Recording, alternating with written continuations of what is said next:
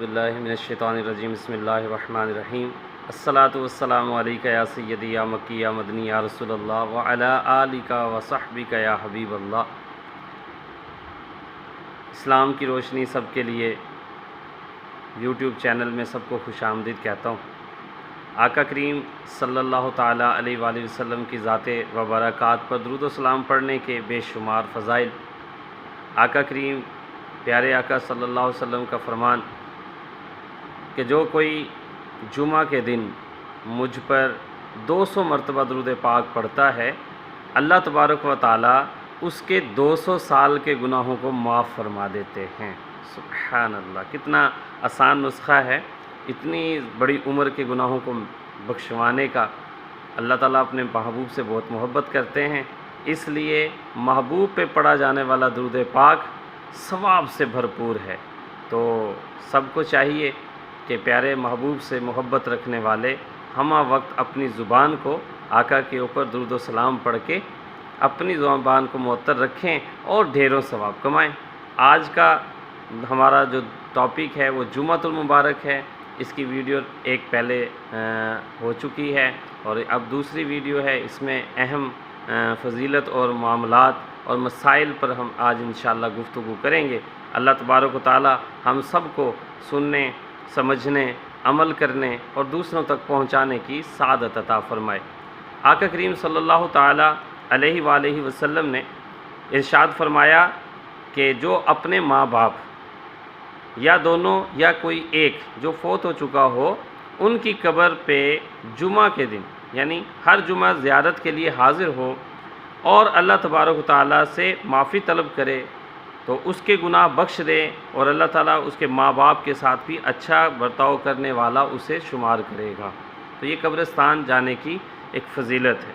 تو آقا کریم صلی اللہ تعالیٰ علیہ وآلہ وسلم کا فرمان چین باعث چین ہے کہ جو جمعۃ المبارک کو والدین کسی ایک کی قبر کی زیارت کرے اور وہاں جا کر سورہ یاسین پڑھے تو یاسین شریف میں جتنے بھی حروف ہیں ان سب کی گنتی کے برابر اللہ تبارک و تعالیٰ اسے نامہ اعمال میں ثواب دے گا اور اس کی مغفرت فرما دے گا۔ روحین یعنی روحیں جمع ہوتی ہیں جمعہ کے دن، جمعرات اور جمعہ کی درمیانی رات۔ جو کوئی یاسین شریف پڑھے اس کی مغفرت ہو جائے گی، اور جمعہ کے دن روحیں جمع ہوتی ہیں، لہٰذا اس میں زیارت قبور کرنی چاہیے اور اس روز جہنم کو نہیں بھڑکایا جاتا۔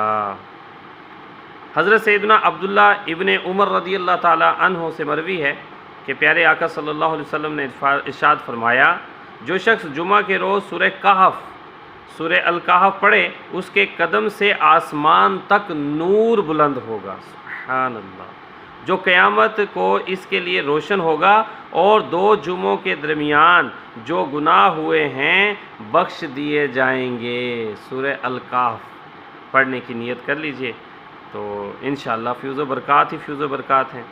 پھر حضرت سیدنا ابو امامہ رضی اللہ تعالیٰ عنہ سے مروی ہے، حضور پاک صلی اللہ علیہ وآلہ وسلم نے ارشاد فرمایا، جو شخص بروز جمعہ یا شب جمعہ یعنی جمعرات کی رات کو اگلا دن جو جمعہ ہوگا وہ شب جمعہ کہلاتا ہے، سورہ الدخان پڑھے، اس کے لیے اللہ تبارک و تعالیٰ جنت میں ایک گھر بنائے گا، اور ایک روایت میں ہے کہ اس کی مغفرت ہو جائے گی، اور ایک روایت میں آتا ہے کہ 70,000 فرشتے اس کے لیے استغفار کریں گے۔ سبحان اللہ، سورہ الدخان یہ بھی پڑھنے کی سعادت حاصل کیجئے۔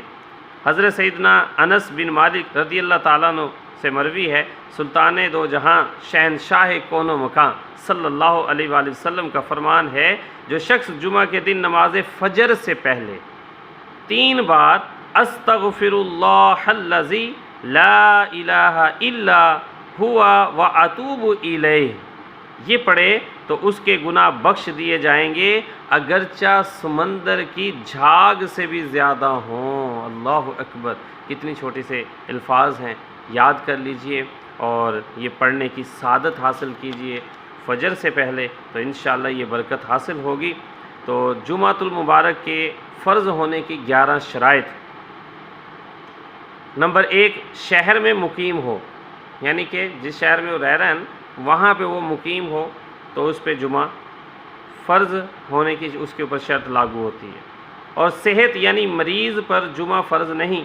مریض سے مراد وہ ہے کہ مسجد جمعہ تک نہ جا سکتا ہو، یا چلا تو جائے گا مگر مرض بڑھ جائے گا یا دیر میں اچھا ہوگا تو شیخ فانی مریض کے حکم میں آتا ہے۔ تو یہ ایسا شخص جو اتنا لاغڑ ہے یا مرض میں اتنا زیادہ مبتلا ہے وہ نہیں جا سکتا، اگر چلا بھی گیا تو اس کا مرض بڑھنے کا خدشہ ہے، تو ایسے پہ جمعہ فرض نہیں ہے۔ اور نمبر 3 آزاد ہونا، غلام پر جمعہ فرض نہیں اور اس کا آقا منع کر سکتا ہے۔ نمبر 4 مرد ہونا، کیونکہ عورتوں پہ جمعہ نہیں، مرد ہونا یہ بھی شرط ہے۔ نمبر 5 بالغ ہونا، نابالغ پہ جمعہ نہیں، اگر پڑھے گا تو نفل کے قائم مقام ہو جائے گا، لیکن بالغ ہونا یہ شرط ہے۔ نمبر 6 عاقل ہونا، یہ دونوں شرطیں خاص جمعہ کے لیے نہیں بلکہ ہر عبادت کے لیے ہیں، جو وجوب میں عقل و بلوغ شرط ہے۔ عقل کا ہونا اور بلوغت کا ہونا یہ اس میں شرط میں آ جاتا ہے، جو بھی عبادت وہ کرے گا۔ نمبر 7 انکھیارہ ہونا، ٹھیک ہے جی۔ اور نمبر 8 چلنے پہ قادر ہونا۔ نمبر 9 قید میں نہ ہونا۔ نمبر 10 بادشاہ یا چور وغیرہ کسی ظالم کا خوف نہ ہونا، تو ایسے پہ پھر شرط ہوگی۔ اور 11 نمبر می یا آندھی یا اولے یا سردی کا نہ ہونا، یعنی اس قدر کہ اس سے نقصان کا خوف ہو تو شرط ہے، اگر نہیں تو پھر وہ اس پہ نہیں آئے گا۔ تو جن پر نماز فرض ہے مگر کسی شرعی عذر کے سبب جمعہ فرض نہیں، ان کے جمعہ کے روز ظہر نماز معاف نہیں، وہ تو پڑھنی ہی ہے۔ یعنی جمعہ کی یہ مختلف حالتیں ہیں جو چھوڑی جا سکتی ہیں جی، اگر ان میں سے کوئی شرائط پائی جائیں تو اس نے ظہر کی نماز ہر حال میں پڑھنی ہے، وہ معاف نہیں ہوگی۔ تو جمعہ کی سنتوں میں آتا ہے کہ نماز جمعہ کے لیے اول وقت میں جانا، مسواک شریف کرنا، اچھے اور سفید کپڑے پہننا، تیل لگانا، خوشبو لگانا اور پہلی صف میں بیٹھنا مستحب ہے اور غسل سنت ہے۔ حضرت علامہ ابن عابدین شامی رحمۃ اللہ تعالی علیہ فرماتے ہیں کہ نماز جمعہ کے لیے غسل کرنا سنن زوائد میں سے ہے، اس کے ترک پر عتاب یعنی ملامت نہیں، یعنی یہ فرض یا واجب میں نہیں ہے کہ فرض یا واجب ہے کہ غسل لازمی کر کے جانا ہے۔ ہاں اگر حاجت ہے تو غسل لازم ہے، وگرنہ بغیر غسل کیے عام نماز کی حالت میں جیسے ہم ہوتے ہیں پاک و صاف، تو اس صورت میں بھی ہم جمعہ پڑھ سکتے ہیں، تو غسل اس کے لیے فرض یا واجب نہیں۔ اس کے علاوہ جو ہے چپ چاپ خطبہ سننا، پچھلی ویڈیو میں بھی تھوڑا سا اس کا ذکر ہوا، جو چیزیں نماز میں حرام ہیں، مثلا کھانا پینا، بیٹھنا، سلام جواب کرنا، ایک دوسرے کو سلام و جواب دینا، یہ سب خطبہ کی حالت میں بھی حرام ہے۔ یہاں تک کہ نیکی کی دعوت دینا بھی جائز نہیں خطبہ کے دوران۔ ہاں خطیب جو ہے وہ نیکی کی دعوت دے سکتا ہے کیونکہ اس کو یہ منصب حاصل ہے۔ جب خطبہ پڑھے تو تمام حاضرین پر سننا اور چپ رہنا فرض ہے۔ غور کر لیجئے، جو لوگ امام سے دور ہوں کہ خطبہ کی آواز ان تک نہیں پہنچتی، انہیں بھی چپ رہنا واجب ہے۔ اگر کسی کو بری بات کرتے دیکھیں تو ہاتھ یا سر کے اشارے سے منع کر سکتے ہیں، زبان سے نہیں کر سکتے، یہ ناجائز ہے۔ خطبہ سننے والا درود پاک، جب آقا کریم صلی اللہ علیہ وآلہ وسلم کا نام نامی آتا ہے تو ہمیں ہر جگہ فوراً درود پاک پڑھنا ہم پہ واجب ہو جاتا ہے۔ اب یہاں پہ فرمایا جا رہا ہے کہ خطبہ سننے والا درود پاک بھی نہیں پڑھ سکتا۔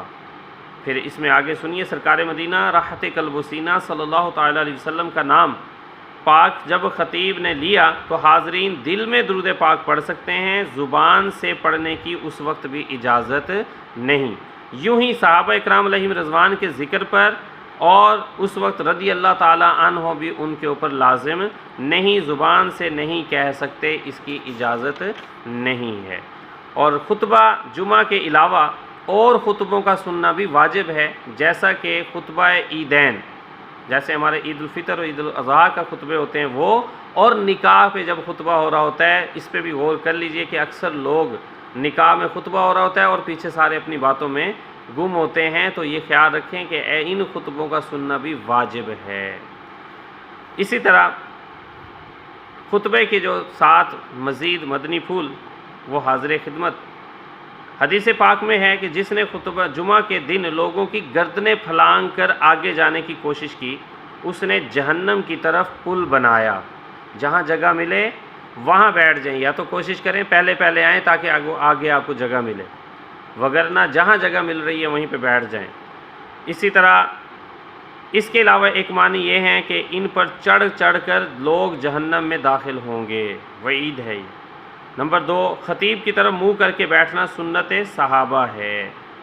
نمبر 3، بزرگان دین رحم اللہ فرماتے ہیں 2 زانوں بیٹھ کر خطبہ سنیں، پہلے خطبہ میں ہاتھ باندھے، دوسرے میں زانوں پر رکھ لے تو انشاءاللہ عز و جل 2 رکعت کا ثواب بھی ملے گا اس عمل کرنے سے۔ اور اعلیٰ حضرت امام احمد رضا خان علیہ رحمۃ الرحمن فرماتے ہیں خطبے میں حضور اقدس صلی اللہ علیہ وسلم کا نام پاک سن کر دل میں درود پاک پڑھیں کہ زبان سے سکوت یعنی خاموشی فرض ہے، یعنی کہ زبان سے نہیں پڑھیں گے، دل میں پڑھیں۔ در مختار میں ہے خطبہ میں کھانا پینا، کلام کرنا، اگرچہ سبحان اللہ کہنا، سلام کا جواب دینا یا نیکی کی بات بتانا بھی حرام ہے، تو صرف خطبے پہ توجہ ہونی چاہیے۔ اعلیٰ حضرت رحمۃ اللہ تعالی علیہ فرماتے ہیں بحالت خطبہ چلنا حرام ہے، یہاں تک کہ علماء اکرام فرماتے ہیں کہ اگر ایسے وقت آیا کہ خطبہ شروع ہو گیا تو مسجد میں جہاں تک پہنچا وہیں پر رک جائے، آگے نہ بڑھے، کہ یہ عمل ہوگا اور حالت خطبہ میں کوئی عمل روا یعنی جائز نہیں ہے۔ اب ان پہ ذرا غور کرنے کی ہمیں حاجت ہے۔ اعلیٰ حضرت مزید فرماتے ہیں خطبہ میں کسی طرف گردن پھیر کر دیکھنا بھی حرام عمل ہے۔ اللہ تبارک تعالی ہمیں سمجھنے کی توفیق عطا فرمائے۔ ایک بہت ضروری امر جس کی طرف عوام کی بالکل توجہ نہیں، وہ یہ ہے کہ خود نماز جمعہ کو اور نمازوں کی طرح سمجھ رکھا ہے کہ جس طرح چاہا، جس نے چاہا جمعہ قائم کر لیا یا جس نے چاہا پڑھا دیا، یہ ناجائز ہے، اس لیے کہ جمعہ قائم کرنا بادشاہ اسلام اور اس کے نائب کا کام ہے، اور اسی طرح صحیح العقیدہ سنی کا امام اور عالم فقیہ ہونا ضروری ہے جو جمعہ پڑھائے گا۔ ہاں اگر ان میں سے نہیں ہے تو پھر ہم نچلے طبقے میں سے جس کو زیادہ موضوع سمجھتے ہیں اس کو آگے کیا جا سکتا ہے، وگرنہ ہر ایک کے لیے نہیں کہ جو چاہے جمعہ پڑھانے کے لیے آگے آ جائے۔ اللہ تبارک و تعالیٰ سے دعا ہے کہ اللہ تبارک و تعالیٰ ہمیں ان تمام فیوز و برکات کو سمجھنے اور ان پہ عمل کرنے اور ان مسائل کے اوپر جو ہے نا توجہ کرنے کی سعادت عطا فرمائے۔ جمعہ بہت بڑی نیکی کا دن ہے اور اس میں اللہ تبارک و تعالیٰ مرنے والوں کو شہیدوں کا رتبہ دیتا ہے اور بخشش کا ثمر ملتا ہے، اور جہنم کو اس دن نہیں سلگایا جاتا۔ یہ عیدوں کے برابر فرمایا گیا کہ غریبوں کی جو ہے جمعہ عید ہے، اور بہت اہم فیوز و برکات اسی دن میں ہوئے ہیں، قیامت بھی اسی دن قائم ہونی ہے، تو ہمیں ڈر اور خوف رکھنا چاہیے اس دن کا، اور گناہوں سے ہرگز توبہ کر لینی چاہیے، اور اس دن میں بالکل گناہ نہیں ہونے چاہیے۔ اللہ تعالیٰ آپ کو مجھے عمل کی توفیق عطا فرمائے۔ السلام علیکم ورحمۃ اللہ وبرکاتہ۔